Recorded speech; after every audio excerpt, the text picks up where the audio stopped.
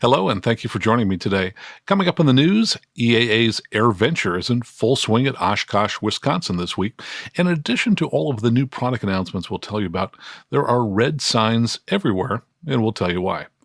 And one aircraft manufacturer is now offering flight training not just for buyers of new aircraft, but for all buyers of their used aircraft. And we're hearing that the pilot of the Air Canada flight that had a near miss with 4 airliners on the ground at SFO didn't follow one of their company procedures. Plus, more listener questions and emails. Welcome to Aviation News Talk, where we talk about my favorite topic, general aviation. I'm Max Trescott. I'm here to help you get smarter, faster, to keep you safe as a pilot or student pilot by sharing my over 40 years of experience as a licensed pilot, author, and 2008 National Flight Instructor of the Year. And if you haven't listened to last week's episode where we talked about flying the traffic pattern at towered airports, you might want to check it out. All this and more, and the news starts now.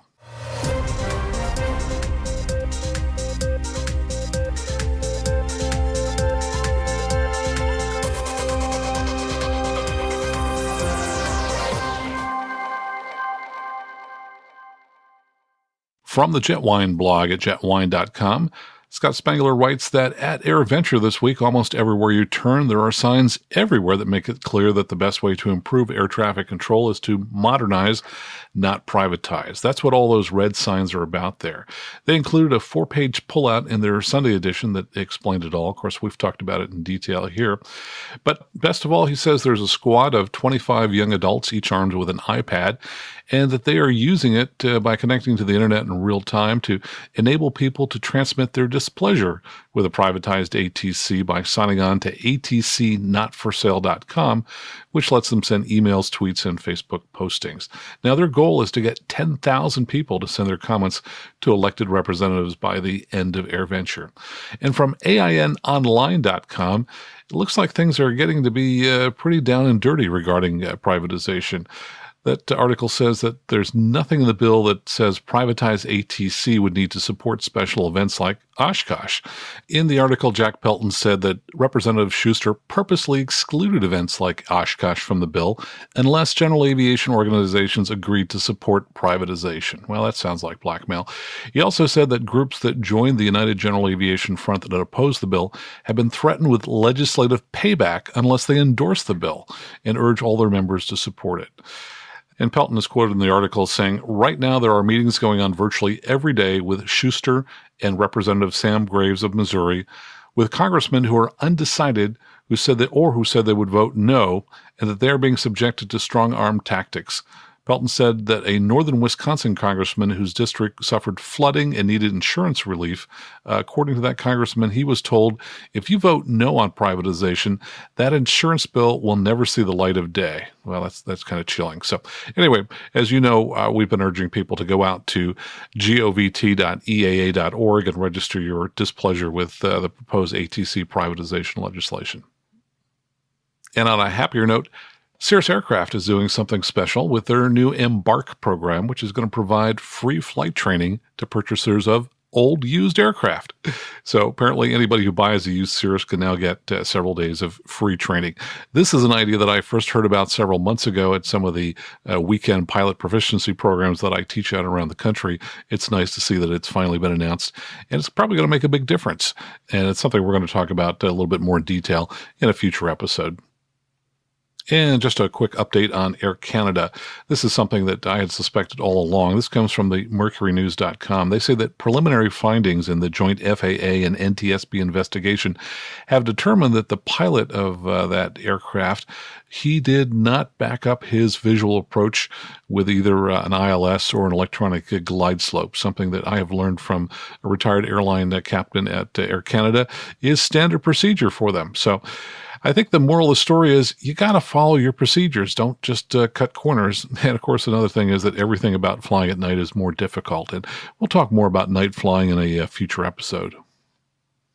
And from Sunflyer.com, the Aero Electric Aircraft Corporation, AEAC, announced plans for a four-place electric airplane they're calling the Sunflyer 4. Now, the two-seat Sunflyer 2 is going to be at Oshkosh, and it's the first FAA-certified all-electric trainer aircraft. Now, the new four-seat version is going to be pretty similar, but it's going to have a 46-inch wide cabin, 38-foot wingspan, and a ballistic parachute recovery system, and a gross weight of 2,700 pounds, and it's going to have a full 800 pounds of payload available for pilot and passengers. Now, their CEO, George Bai, who I met a number of years ago when they were first looking at a solar-powered aircraft, said that like the Sunflyer 2, the Sunflyer 4 will run completely on batteries. And he says, quote, as a result, the four-seat airplane will have operating cost 5 times lower than costs associated with similar combustion engine aircraft. With 4 hours of flying time, the Sunflyer 4 will appeal to both flight schools and pilot owners.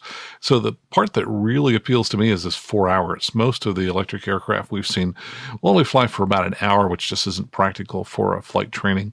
Speaking of flight training, Spartan College has put down 25 deposits for the production of the Sunflyer 2, and they're also the first flight school to put down a deposit now for the Sunflyer 4. So very exciting. I think this is a great opportunity to actually lower the cost of flight training by using battery-powered aircraft that are inexpensive to operate. And from avweb.com comes news that there's yet another autopilot which has been introduced at AirVenture. You may recall last week we talked about the Garmin GFC 500 low-cost autopilot. This is now a new autopilot from TrueTrack. They have announced that together with EAA, they have STC approval for the Vision, that's VIZION, the Vision autopilot system for Cessna 172 and 177 models. And they say this is the first autopilot manufactured by TrueTrack, which of course makes experimental autopilots to be approved for a certificated aircraft. Now, the system has TrueTrack's new AEP, which they say is a bank angle protection monitor that monitors the aircraft bank angle, and it assists the pilot in reducing the bank angle if it's a little too steep, but it can be overridden by light force on the controls. And they say the system also has TrueTrack's emergency level feature, which is engaged by pushing a single button to level the wings and reduce the aircraft's vertical speed to 0. The two-axis system will be $4,000 with an installation kit of about $1,000, plus buyers will need to purchase an STC from EAA for $100. So a lot of new autopilots being introduced this week. And from General Aviation News comes word that Garmin has introduced yet another ATSB solution, and this one has me scratching my head. I'm an electrical engineer, and I'm having trouble figuring out how they pulled this off. But this is a really low-cost device. The price on it is just $17.95. Doesn't require any installation in the panel. And what this is the Garmin GDL82. And essentially, if I look at the diagram, and I'll post this on the Patreon page, there is no installation required on the front panel because the GDL82 just kind of clamps onto the existing wire from the transponder to the antenna. So it kind of slips over top the coax, and somehow it interjects the GPS position signal into the existing transponder signal that's running through that coax cable. Pretty bizarre. But basically what they say here is that the GDL82 provides pilots with a minimally intrusive ADSB out solution that doesn't require panel modification. Installation is quick and easy because it's installed in line with the aircraft's existing transponder wiring and antenna to transmit the necessary ADSB out information. And they say it interfaces with most Mode C general aviation transponders to synchronize the squawk code between the transponder and the GDL82, which eliminates the need to install a separate control panel. And they say it eases the burden of manually keeping two squawk codes in sync while in flight. So this is pretty remarkable and very low price. They say it should be available in the fourth quarter of 2017 for just under $1,800. And in international news, this comes from SiliconRepublic.com, comes word that a new startup accelerator program has been created in Shannon, Ireland. They're targeting the aviation and aerospace ecosystem in Ireland, and they say it's solely dedicated to aviation and aerospace. There are going to be 10 startups that will be hosted at this dedicated innovation hub in the Shannon Free Zone adjacent to Shannon Airport. The 3-month program will help entrepreneurs to build and commercially validate their technologies, and they will be aided by partner companies like Boeing and Datex. Applications are open for potential teams or individuals, both in Ireland and from overseas, who are working in aviation, aerospace, and travel tech sectors. So if you have a great aviation startup idea, Shannon, Ireland may be the place for you to go. And finally, from the Washington Post comes word that a pilot of a Cessna 206 made a stunning emergency landing on a busy Long Island highway, dodging motorists on a roadside and then gliding under an overpass before pulling over to the side. Now, stories like this happen virtually every week, and I don't usually report them, but what's spectacular about this is the cell phone video that was shot by a car which was right behind the airplane. Now, they really wanted to get good video because they didn't slow down at all. They kind of stayed up close behind the aircraft. And what's also kind of remarkable is as the aircraft slows down, a vehicle comes from an on-ramp onto the highway right behind the airplane and then puts on its emergency lights. So it was a police car. So I don't know how this police car showed up exactly at the right moment that this aircraft landed, but the cell phone video is really quite unbelievable. So you can check that out on our Patreon page at aviationnewstalk.com/awesome. And that's the news for this week. Coming up in a moment, we talk about flying the traffic pattern at non-towered airports, plus listener questions. One listener asked about how to legally depart an airport that's under a TFR, and an instrument pilot asked about whether to load an instrument approach with vectors or an IAF. We'll be right back.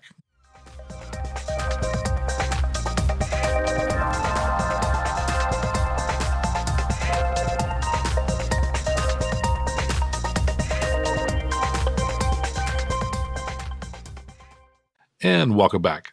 Before talking about non-towered airports, just a few quick updates. Now, last week I had two close calls that occurred within a half hour of each other, so that was pretty startling. The first one occurred while I was in the hold at Salinas, California, in a Cirrus with a pilot who had just flown one of the instrument approaches, and a King Air took off from Marina Airport, which is very close to the hold, climbed up, popped up right in front of us. Air traffic control didn't call it to us until we had already seen it. I contacted them. They measured it. It was about a half mile in front of us. The reason that they didn't call it was apparently it had tagged up with the wrong code when it took off. They didn't recognize it immediately. I think it's one of the jump planes because, believe it or not, I was in the same position today. Wouldn't you know, another King Air popped up right in front of us. This time it was pointed out to us by ATC, and it was probably only a mile or more in front of us, but quite a surprise to have the airplane just kind of materialize right in front of us climbing through our altitude. And then probably not 20 minutes later, we flew the VOR-13 back into Salinas, and we were circling to land to runway 31. So we joined the downwind after flying the approach, and we were number 2 following a Beach Bonanza. And behind us was number 3, an experimental aircraft who'd been told to follow the Cirrus, which was the plane that we were in. And at some point, as we were approaching the point where we would turn base, I glanced at the traffic system, and I saw that there was a target almost exactly on top of us, 100 feet above us. So that was pretty startling. So I contacted the tower, and they started having a conversation with the experimental along the lines of, "Hey, are you following the Bonanza out there?" And the aircraft kind of responded, "Yeah, I'm following him. It sure looks like a Bonanza." And of course, he was still looking at the aircraft in front of us, not looking at us right below him. And this probably went on for, I don't know, probably about 90 seconds until finally the tower told him to make a 360. What I realize now is that I think the tower could have done a better job in terms of saying, "Hey, you're number 3. Do you see 2 airplanes in front of you?" As opposed to saying, "Hey, do you see a Bonanza in front of you?" Pretty easy, I think, to confuse 2 low-wing aircraft. In this case, really could have been a disaster, except I happened to look down at the traffic at the appropriate time and spot that. So thank goodness we did have a traffic system in our aircraft. I'm a huge believer in traffic systems. I can't tell you the number of times that they have helped us avoid other aircraft that we hadn't seen. And I now think that ADSB is going to be a huge positive when all GA aircraft are equipped in 2020. And the other interesting experience this past week was I ended up standing on a runway for 2 hours because of a blown tire. And I was with a gentleman who was checking out in the Cirrus SR-22. And unfortunately, I think that he took both a combination of advice from another CFI and kind of mixed it with what I said. and came up with something that resulted in poor technique. So he had been told by another instructor that when taxiing, don't hold the brakes continuously, which is absolutely true. However, when we were landing, he thought that he should perhaps be pulsing the brakes when landing. And I'm not sure that there's any aircraft in which that's a good technique, unless maybe some very high-end ones. But most general aviation aircraft seem to respond well by starting gently on the brakes and then progressively providing more and more pressure on the brakes.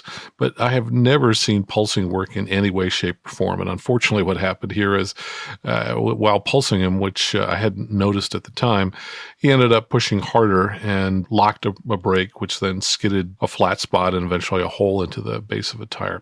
So we then started deviating from the center line. It was pretty obvious to me that there was a blown tire. So we pulled over and called the tower. They shut down the runway, and this was at the Stockton Airport. Now, they had an airliner coming in about 2.5 hours later, so we were happy to have gotten the aircraft off the runway in about 2 hours with time to spare. And I've been in situations before with aircraft that are stuck on the runway. You want to make sure the job is done correctly. And I was happy to see in this case that they were able to call in some folks who'd already left for the day from a maintenance facility, and they really did things right. They got the wheel pants off of the tire that had the blown tire and then used a small jack to jack the aircraft up. And then they were able to put that wheel with the blown tire onto a small dolly. So 4 really huge casters and a small little dolly, and then towed the whole aircraft off the runway with one wheel obviously elevated on top of these 4 caster wheel dolly.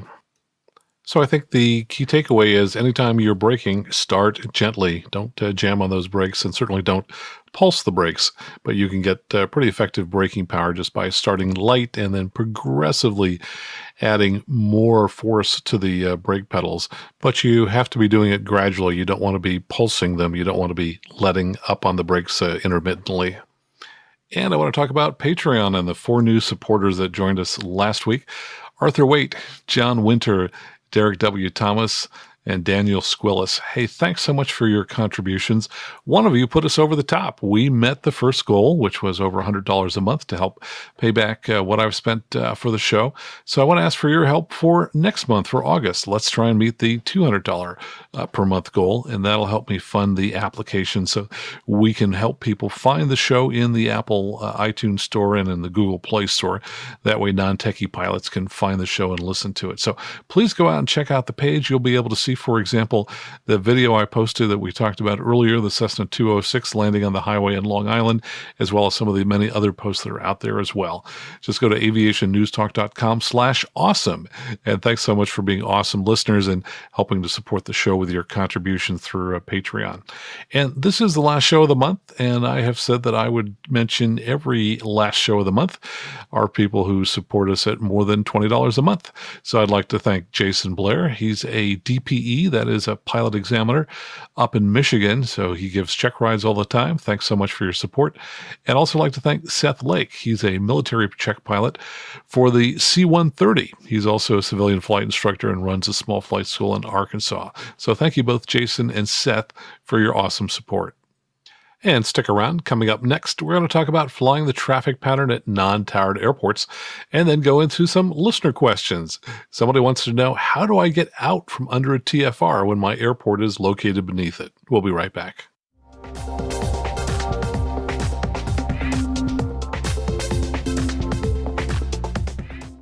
And welcome back.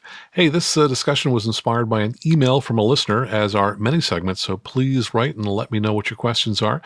Ron from Santa Barbara listened to last week's episode on traffic patterns at towered airports, and in it I had said that make right traffic means to enter on the 45, not the downwind, the base, or anything else, on the 45. And he said in his email, this is only the second time since I started flying that I've heard the correct action to this instruction. However, it is the second most undisclosed misunderstanding in approaches. The most ignored, underrepresented, and misunderstood pattern action is how to properly enter the 45 from the opposite side of the downwind. I have heard probably at least 4 different opinions from 4 different CFIs. Well, Ron, I'm surprised if you talked to 4 CFIs, you didn't hear at least 7 or 8 different opinions. And I agree with you. I think this is a very misunderstood area. And part of it, I think, is because of the way it's documented in the FARs. They leave a whole lot of wiggle room, a lot of ambiguity, and that leaves a lot of uncertainty as exactly how to do it at an airport. So let's take it from the top. Imagine you are approaching a non-towered airport. The general recommendation is that you make your first call on the CTAF, the Common Traffic Advisory Frequency, 10 miles out from the airport. So you don't want to get in too close. You want to give other people in the pattern of time to figure out where you are and what you're doing. When I make a call from 10 miles out, I always give my position and then I tell them exactly what I'm going to be doing next so that people know where I am and then where I'm going to be. Now, regarding reporting positions, my experience is that pilots get it wrong a really high percentage of the time. And my observation is that generally when I'm watching a pilot give a position report, they push the button and then they start thinking about where they are. They're not sure, and so they quickly make something up, and it's often wrong. So my advice, anytime you're going to give your position, such as on the initial call when approaching a non-towered airport, before you push the microphone, figure out exactly where you are. An easy way to do that, if you are pointed right at the airport, let's say you were headed to the northeast. Well, just look at the bottom of your DG or your heading indicator and see what 2 cardinal points are listed there. If you're headed northeast, you're going to see at the bottom that the S and the W are going to straddle the bottom of the heading indicator. So you can simply report, hey, I am 10 miles to the southwest, which is where you'll be if you were headed northeast directly to the airport. And then the next thing I do is make it really clear as to what I'm going to be doing next. So I would report that I'm 10 miles to the southwest and that I plan to cross overhead the field at 2,500 feet. And then I'll be entering on the 45 to make right traffic to runway 32 or whatever it is. So don't just tell folks where you are. Make it clear to them what you're going to do next. And then the whole time I'm going to be inbound, I'm listening to other aircraft in the pattern, trying to build a mental picture as to exactly where they are now, what their intentions are, and where they are likely to be as I get close to the airport. Now, the biggest point of confusion is reflected in Ron's question, which is, how do you get to the other side of the airport? You know, it's really simple if you're inbound and the 45 is on your side of the airport. But if it's on the other side, there are a variety of ways to get across the field. And frankly, I think a lot of pilots just kind of make it up. So I'm looking now at the AOPA's Operations at Non-Towered Airports document, and I've posted that on the Patreon page. You can go out to our aviationnewstalk.com/awesome page, and you'll see a recent post there with this PDF document. Now, the most important part of the document, I think, is figure 9 on page 9, and it gives what they call the preferred entry from the upwind leg side of the airport. That is the opposite side from the 45. And what they show is that you should fly across the airport over the top at pattern altitude plus 500 feet. Now, it's kind of interesting because locally here in Northern California, all of the examiners, the pilot examiners, are looking for pilots to actually cross overhead the field at 1,000 feet above the traffic pattern altitude. So if I were crossing the San Martin Airport in San Martin, California, just south of San Jose, their traffic pattern altitude is 1,300 feet. So I usually cross at 2,300 feet, 1,000 feet above.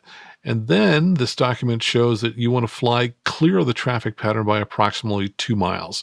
So you want to make sure that you're at least a mile past the downwind leg. So that means you're going to have to fly at least total 2 miles after you cross over the center of the field. And then if you're going to make left traffic, you're going to make a right turn, which will then set you up for entry on the 45. And I would be making position reports throughout the entire process. So I would make a call when I'm overhead the field. I would say, San Martin Airport, Cessna, blah, blah, blah.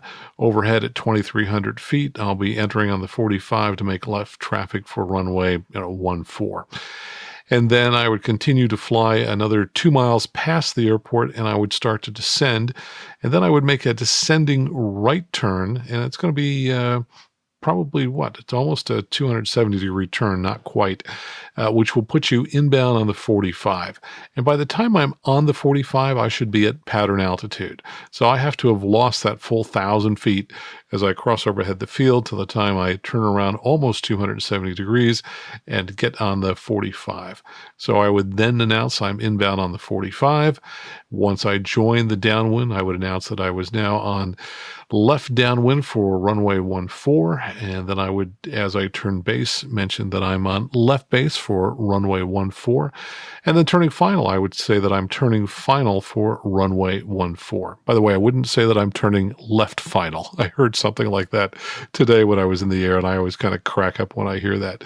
Yeah, you do left downwind, left base, but you don't do left final. And then if I were doing a touch and go, I would try to make a call after I took off that I'm on the upwind making left traffic. And then I would also make a call when I'm turning crosswind. So I would announce that I'm turning left crosswind for runway 14, and then I would make a call when I turn onto the downwind, left traffic 14. And that's going to be a lot of calls. And sometimes you may find that you need to omit one or two of them simply because there are other people in the pattern. There's a lot of chatter going on, and there's just not time to get that call out. But I think the key takeaway is definitely the preferred method is to cross overhead the field, either 500 or 1,000 feet above traffic pattern altitude, then get clear of the traffic pattern, make a turn in the opposite direction of the traffic. So if it's left traffic, you're going to make a right turn to enter on the 45. And then when you're on the 45, be down at pattern altitude. The reason they want you at pattern altitude when you're on the 45 is so that other aircraft in the pattern can see you. If you're really high, it's going to be hard for them to notice you. The whole idea is if everybody is at the same altitude in the traffic pattern, people aren't having to look really high and really low. They're going to look pretty much straight out the window to see other people in the pattern. Now, this document continues after the method I've just discussed, and it says an alternate method is to enter on a midfield crosswind at pattern altitude and then turn downwind. So basically, instead of crossing 1,000 feet above the pattern altitude, if I were going into the San Martin airport, this would suggest that I would cross the field at 1,300 feet, and then I would turn directly into the downwind after crossing the field. A lot of people do this, but here is the key thing. This is not the preferred way to enter traffic pattern. And they say specifically, this technique should not be used if the pattern is busy. Give way to aircraft on the preferred 45-degree entry into aircraft already established on the downwind. And folks, I don't see that. I see people who just cut across the field and they just figure, hey, this is the way I'm going to do it. I'm just going to blow into the pattern. Doesn't matter what other people are doing. Not a great idea. I would recommend that you follow their preferred entry, cross overhead 1,000 feet. And if you decide to do a midfield entry at pattern altitude, well, be respectful of other people who are flying the preferred method. Now, I fly at pretty busy non-towered airports where we may have literally 4 people in the pattern. If you are flying at a non-towered airport that's not busy at all, like there's rarely an aircraft there, it's really not going to matter which method you use. Now, you may also see a lot of people doing straight-in entries, and frankly, that makes sense, I think, for larger aircraft. So you've got twin-engine King Airs, you might have large Pilatuses or even jets. A lot of these aircraft are coming in on instrument approaches that are aligned with the straight-in runway, and if they had to break off of the instrument approach and then maneuver to enter on the 45 and follow a regular pattern, well, they're going to be mixing up a high-speed aircraft with a whole bunch of smaller aircraft in the pattern. And that actually might be more dangerous than allowing these aircraft to do straight-in approaches. So generally when there's a large aircraft coming in, and if I'm on the downwind, I'll just go ahead and tell them that I'll extend the downwind to follow them onto the final. They're usually very thankful that we do that. It just makes their life a little bit easier. So I think that's the kind of courteous thing to do when you've got a larger, faster aircraft, which is trying to do a straight in. Now, if you've got a smaller aircraft, I mean, I watched a 172 one time do a straight into the San Martin airport while there were at least 2 of us in the pattern. And I was on the downwind. The aircraft in front of me was on base, and this aircraft just did a straight in, never made any call on the radio. And of course, the gentleman on base had to return to the downwind essentially to avoid the aircraft. But it's a good reminder reminder that people do some crazy, unorthodox things at airports. So you always have to be aware of what's going on. Also, I find it's not unusual at non-towered airports for aircraft to give their position incorrectly. So I have often seen aircraft, say that they are on a right downwind to a runway when in fact they're on the left downwind. And I think another factor is that often pilots who are the least experienced will tend to shy away from towered airports because they figure, oops, they might make a mistake and they might get caught. And so they hang out at non-towered airports. So my observation is that sometimes you find lesser experienced pilots at non-towered airports, and they're going to be making more mistakes. And so you have to watch especially carefully for them. Some of these non-towered airports almost seem like the Wild West. So you really want to, be careful and watch what you're doing there. And at some of these airports, if they start getting too busy and things start getting too crazy, I just leave. It's not worth, staying there and being part of, organized chaos. But if there are only a few aircraft in the pattern, generally things work out pretty well, as most pilots do a good job of communicating their position. Now, I just happened to notice a few days ago that my friend Rod Machado had posted something on Facebook, and he posted this in Greg Brown's Student Pilot Pep Talk group. Greg Brown, by the way, was the 2000 Flight Instructor of the Year, a friend of mine who lives down in Arizona. And Rod wrote in part, of course, there are always those who argue that the 45-degree entry is only a recommendation. Therefore, they can enter the pattern any way that pleases them. These individuals actually claim that the FAA can't hold them liable for entering straight in or on a base leg. And yes, they are right in the sense that the 45 is only a recommendation, not a regulation. Unfortunately, they incorrectly assume that there is no cost to them ethically, financially, and morally should an accident happen as a result of their straight in or base leg entry. Rod writes there are at least 3 NTSB cases where a straight-in or base leg entry resulted in a mid-air collision. In each case, as I recall, the NTSB held that the pilot, or his estate, making the unorthodox entry was liable. And he makes some reference here to looking this up in AOPA's legal column archive. So there you go. Recommendation, enter on the 45. Yes, you can enter other ways, but if you end up resulting in a collision, you or your estate may be liable. So please give way to aircraft that are following the preferred way if you choose to enter the pattern in a different way. And next up, listener feedback and more listener questions. Stick around.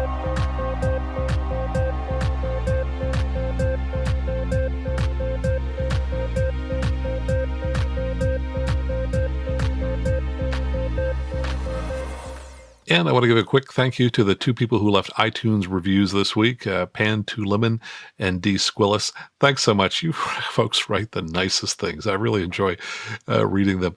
And on Twitter, I got a good laugh this week when Jarrett Legger, I guess it is, Leger, sent a picture of aviation news talk on the entertainment console in his car. He was listening to Private Pilot Tips, and he said, more aviation news talk with @Max Truscott to start the morning. So glad to hear that I'm helping you start your morning out there, Jarrett. That's great. And then from Marcus in Deutschland, Marcus says, one thought on the Air Canada near miss. Wasn't the ILS tuned in so that the HSI localizer needle should have told the crew, guys, you're far away from it? Are there any details about this? Maybe I missed it. And Marcus, we covered that in the news because that story just came out a couple of days ago. So yes, they did not have that dialed in as a backup, and that would have helped considerably. And now we've got a listener question coming from JD. JD is in New Jersey, where I used to live years ago. He says, I'm based at 3N6, the Old Bridge, New Jersey airport.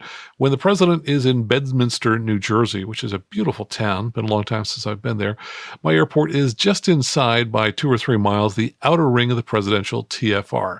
To depart my airport VFR when the TFR is in effect, the FAA requires me to 1, squawk a discrete code, 2, be in two-way radio contact with ATC, and 3, be on an active VFR flight plan. And by the way, I'll add that there are a few other things that they require. You can't be engaging in flight training. You can't be doing seaplane operations. You can't be doing UAV drone operations. The list continues. But he says, question number 1, given that ATC has no idea whether or not I'm on a VFR flight plan, what is the reason for this? And I'll go ahead and address that question. I have actually been at NorCal Approach and talked with the supervisors there about exactly this issue. And what they've told me is that when the president is in town, there is a member of the Secret Service who is right there in the control room with them to monitor what's going on. I asked them specifically, do I need to be on a VFR flight plan? And they said, no, we don't care as long as you get flight following. Now, the rule says you have to have a VFR flight plan. So you can bet your boots I have one every time when I'm flying through a TFR. I don't care if it seems nonsensical. I don't care if the approach control tells us, hey, we don't use it. We don't care. The rules say you have to have one, so you sure as heck better get one. Number two, given that my airport is inside the TFR, how do I open my VFR flight plan before I can take off in order to be compliant with it? And he says, due to my airport's proximity to the edge of the TFR, I'll be out of it before I can even contact a flight service station. Plus, I don't think it's a good idea to be trying to open a VFR flight plan below 1,000 feet in congested airspace. How do I stay safe and legal? So, number one, definitely file a VFR flight plan. Lots of ways to do that. You can just pick up the phone and call 1-800-WX-BRIEF.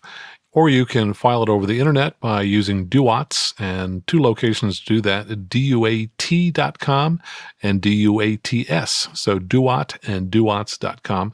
And then finally, if you have one of the all-singing, all-dancing aviation applications like ForeFlight, WingX, or Garmin Pilot, you can file flight plans directly from your iPad, your iPhone, or other smartphone. How do you open the VFR flight plan? Well, it sounds like you're assuming you have to do it on the radio in the air, and that's not the case. You can, when you're sitting there in the run-up area ready to go, pick up your cell phone. Once again, call 800-WX-BRIEF. Tell them you would like to open your flight plan now. Or you can tell them you'd like to have them open it 3 minutes from now. So you don't have to be in the air. You don't have to be in the radio. And that's probably what I would do. I would just use the cell phone when I'm in the run-up area just before I go and let them know that I'd like them to open my flight plan now.